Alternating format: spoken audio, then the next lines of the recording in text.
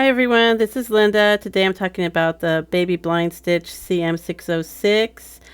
And the one I had, well, originally it was not broken, but the thread stand or the thread stand hook there was left in the upright position, so it got bumped into several times and eventually it broke. And so I wanted to try and see if I could fix it, but found out that it's not possible. So it has a C-clip that holds a spring on onto the base there of the hook, and the hook has like a special groove which holds the the C-clip will lock into that to hold that and the spring in position. So it goes into this little piece here that swivels out. And had I known that actually when it's in there, you can, because of it's spring loaded, you can actually lower it and when you're not using it so that it doesn't get damaged. But nobody knew. So even my cousin that gave this to my mom did not know that. So and my mom didn't know either. So it just stayed that way. And over time and getting moved, it got bumped into and it eventually just broke off. So I had a friend help me to see if we could try to fix this, but after removing the pieces, we saw that it's not possible. So this is what it should have been looking like if it had been actually lowered. So what you do is you swivel that piece out and then you raise the thread hook so it's up, and then when you have it in a perpendicular position there, and when you're getting ready to use the machine. So this is a cone holder, so it goes onto the spool, like a spool pin there that you see on the little bar. So the one that came with the machine originally, it looks like the one that's there. Over there, it's that kind of a light green color, and it's not cylindrical. It's kind of got straight edges. So I didn't. So I first had this one. Someone had my friend make this one because I forgot that actually I have some of those extra ones from my other machine, but since this is just like a little bar that goes so far in, it doesn't really give it too much stability. So I'm not sure if it's going to work. So I'll try actually both of them to see, because the way it is with that, it's still very wobbly and it might affect the tension. And then the other one, the wooden one, I'm not sure, it might be too tight. So I'm not sure.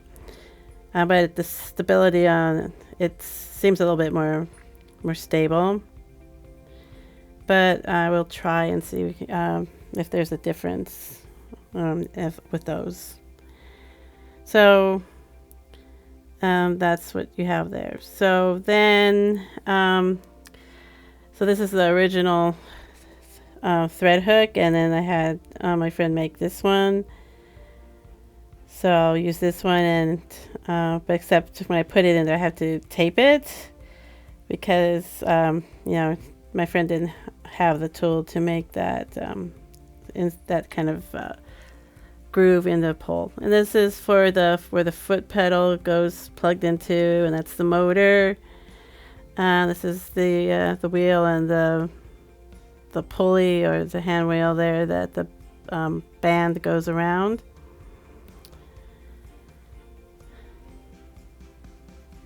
And these are the oil wells. There are 6, and mine they have yellow paint, or mostly yellow paint. I think the other one of them kind of doesn't have any left. And this is up by where the needle is and the looper, and it's very dirty, even though I brushed it. And so I'm going to use machine oil to kind of clean up the grime that's still on the machine. So whenever you're working with your machines to clean them, don't use regular cleansers, or don't use any cleansers, and don't use water. Machine oil works well. And that machine oil isn't used. It's old, and it was never used. And it just, after time, it ambers. So um, it's still, I mean, for this purpose, it's still good. Yeah, so the machine oil should always be clear, the one that you use for your machines. So I just went all over there, and in some spots, the ground was a little stubborn. So you just put some oil, liberal amounts of oil, and after time, it'll loosen it up, and then it'll be clean.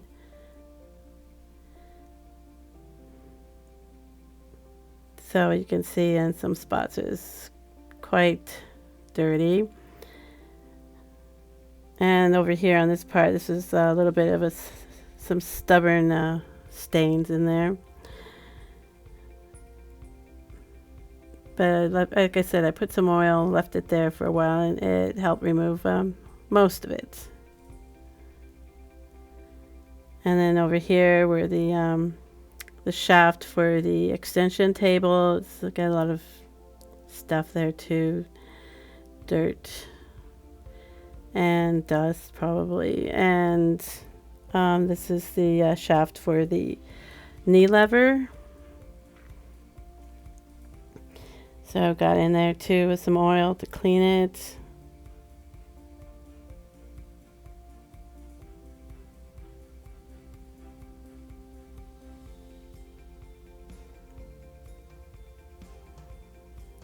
So it's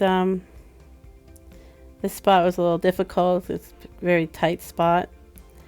And then in the back too, there's also in the little wells there, and then along the base. And also needed some cleaning.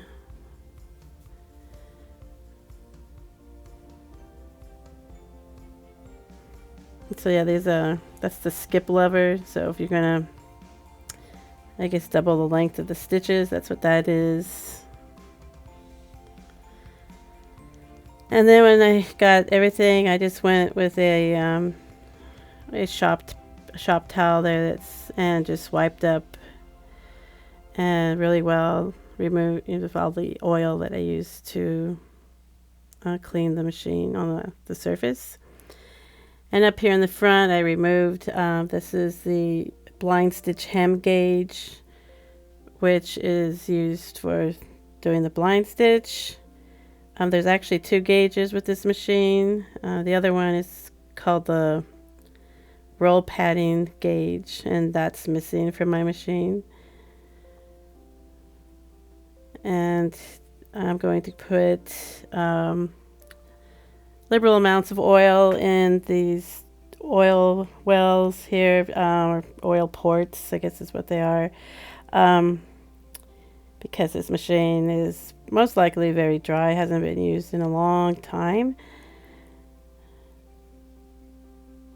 And so the booklet recommends 5 drops, but yeah, I'm just putting several drops, or as much that, not sure if it's actually 5 that I got in there.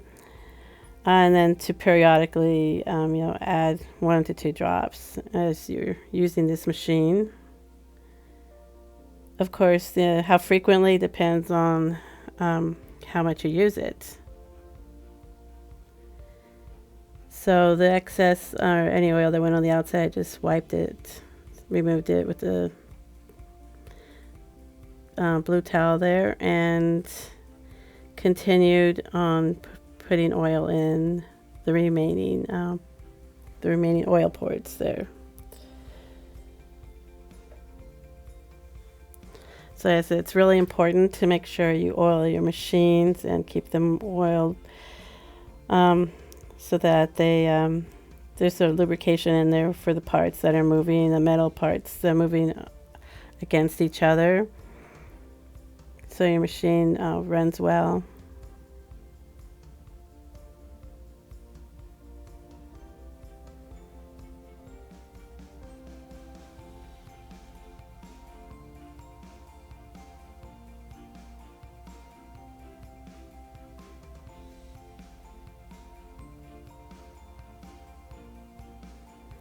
And then this is the knee lever. And this is the shaft that it goes onto. And so actually you can adjust, well, before I go over that, because I'm going to talk about this where it actually goes onto the shaft. So there's like a little slot that matches the top part of it. So you have to make sure you have that on top, and then this is where you adjust it. So you loosen that that bolt. So it comes with a wrench or a spanner, depending on what you call that, and to loosen it. Of course, the one that you saw, that's mine because I did not, have the accessory box. I didn't have any of that stuff. It got lost. I don't think we ever got it. My cousin never gave it to us. So there, I'm loosening it, and you can see it's how you adjust it. You move it up or down. Just make sure that you keep it so that it's facing the right direction, because I think when I did this, I moved it, and when I actually put it on, I realized it's not right. So I had to readjust it so that I could show you how it works. So here I'm going to put it in, and I want you to see, so there's that little opening there, that kind of a notch. So that's where you have to line up, and it's on the top part of that shaft. And you just push it in until it locks. And to take it out, you just pull it out. It releases. There's a pin there. It'll let it go, and you can take it off. And this is where I realized that I need to adjust it, so I had to take it off and adjust it again. So yeah, that and I call it a knee pad. I think the booklet calls it something else. I don't recall what it is, but now I fixed it. And so it would be your knee, that would be the side of your knee, that would be pushing that to lower that cylinder arm, not your hand.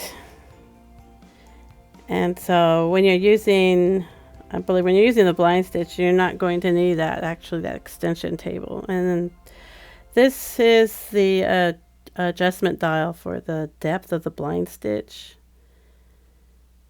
So it just depends on how deep you want it. Actually, the thickness of the fabric is going to determine how deep you should have it.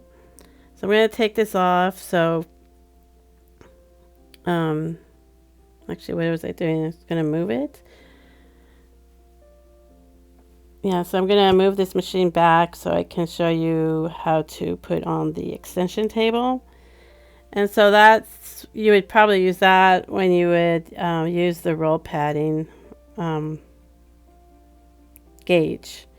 So what is that? It's for making the special stitches. It's actually for tailoring. So when you're working with lapels and undercollars of jackets. And so that's where that opening is where you're going to slide that onto. And then there's that bolt with that butterfly head that you're going to turn to loosen it so that it will slide right onto it, and it needs to go completely on. So I don't have the bolt out quite enough yet, so I'll just do a little bit, and yeah, there it goes. Now I just tighten it, and then you can move it into place there. So that's most likely when you would use that. But when you're doing a hem, like on a leg, or so something round, something like it's circular, you're going to use that cylinder arm, and it's going to go around that.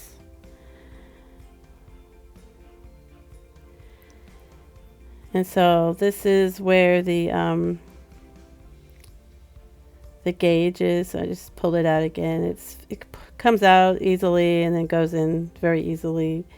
So you can see there's like a clip, and there's like a smaller kind of rectangular shape there, and that's where there's actually a hole there kind of in the space there, so that's where it's going to slide into.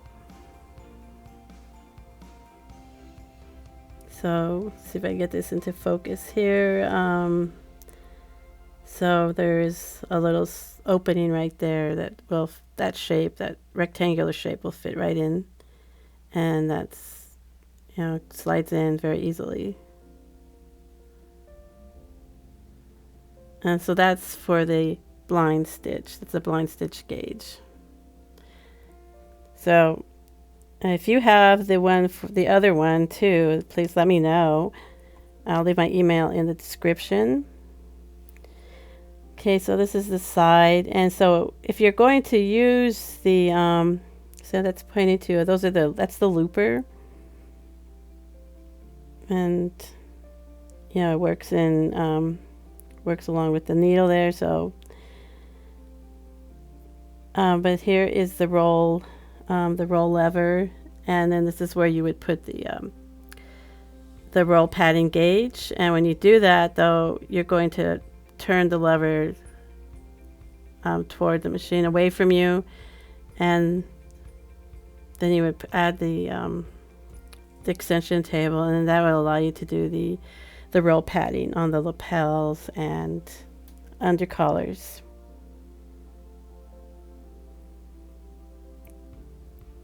So again, if you have that piece, I would really appreciate it if you could email me. I do not have it.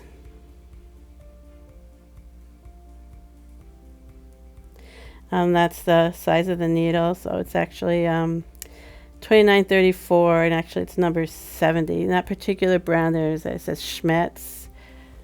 This is, again, the dial. So medium weight fabric, it's set at 4.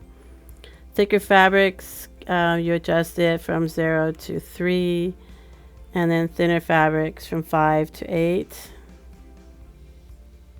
So how much is what? It's like you just try it, you do a sample until you like it the way it looks.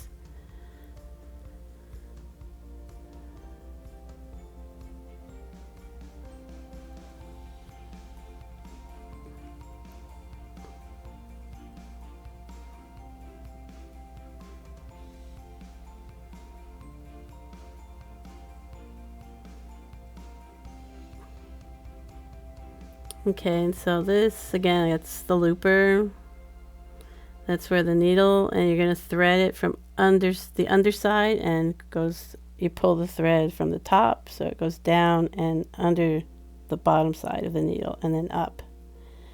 When you're done sewing and before you thread, it's always set at 7. Those are that's the stitch size.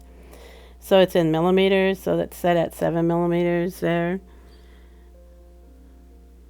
I'm not really sure why they want it at 7, but that's where you line it up with that little groove there.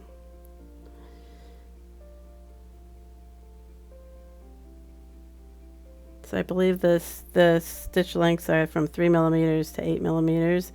If you want to double the length, that's where you have that skip lever, and it will, if you have it skip, it will double the selection, the length. So you select 3, it'll double it and make it 6 millimeters. And if you don't want it engaged, you just have it set at 0. And then to adjust the stitch length, you need to work with both hands. So you're going to use you're going to actually have it turned the other way, and your left hand's going to be moving that one lever while your right hand is turning the stitch pulley there away from you until you get to the size you want. And then this is the tension adjuster, or dial. And so you turn it to the right to tighten it, and you turn it to the left to loosen it. So remember, righty tighty, lefty loosey. And then below it are the tension discs, and the thread goes in between those. And so in this particular machine, it'll come in from the tall hook into that hook there that's on the left, and then it goes under on the, down towards the bottom, and then up, and then it comes up through to the other hook, this one right there, and then it'll go up to the front to that thread hook, through that hole, and then down, and it gets threaded through the needle.